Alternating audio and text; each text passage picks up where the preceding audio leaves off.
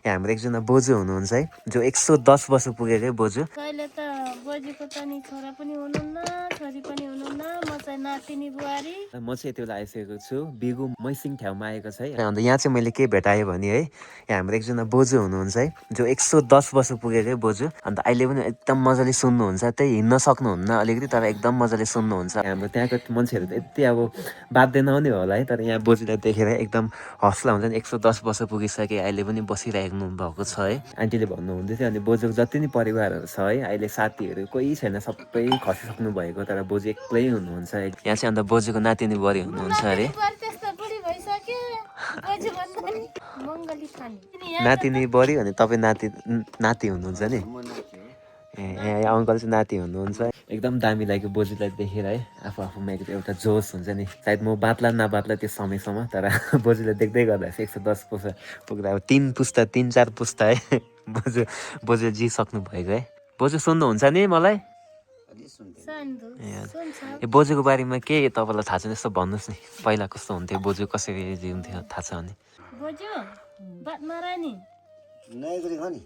हाम्रो बोजू पहिला तरुण हुनुहुन्थ्यो, यो सबै बारीहरू कमाउनुहुन्थ्यो। अनि कहिले त बोजूको त नि छोरा पनि हुनुहुन्न, छोरी पनि हुनुहुन्न, म चाहिँ नातिनी बुहारी। त्यो छोरी पनातिनी अनि मेरो छोराको छोरी खनातिनी, जनाती पनि देखिसक्नु भयो मेरो बोजूलाई। तर मेरो बोजू 1 वर्ष अगाडि चाहिँ हिँड्नुहुन्थ्यो, अहिले 1 वर्ष अगाडिदेखि हिँड्नु सक्नुहुन्न। अब मेरो बोजू अब अहिले त उठ्नु सक्नु पनि हुन्न, मैले यति उठाएर चाहिँ यहाँ राखिदिन्छु। बोजूसँग हेर्ने बस्ने चाहिँ मै हो होइन, सबैभन्दा खानेकुरा खालि यस्तोहरू मात्रै मन पराउनुहुन्छ, पानी कहिले खानुहुन्न।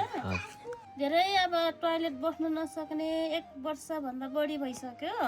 ड्राइभरमा राख्नु छु म, ड्राइभरमा बोजूलाई अब यस्तो गरी अब सरसफाइ चाहिँ यसरी गर्छु। म छेउमा कोही आउनुहुन्न, कोही पनि आउनुहुन्न। तर बोजू तर बरु अरू यस्तो बाहिर हिँड्ने, बरु बाहिर मान्छेहरूले आउँछ, जुसहरू किनिदिनुहुन्छ, बिस्कुटहरू किनिदिनुहुन्छ, फ्रुटीहरू किनिदिनुहुन्छ, बोकेर म दिन्छु। अब यहाँ ल्याउँछु। अब राति कहिले सुत्नुहुन्न हाम्रो बोजू त, अब रातभरि रुनुहुन्छ। अब 1 वर्षभन्दा बढी भइसक्यो। गलीहरूलाई अलिक देखाइदिनुहोस् नि।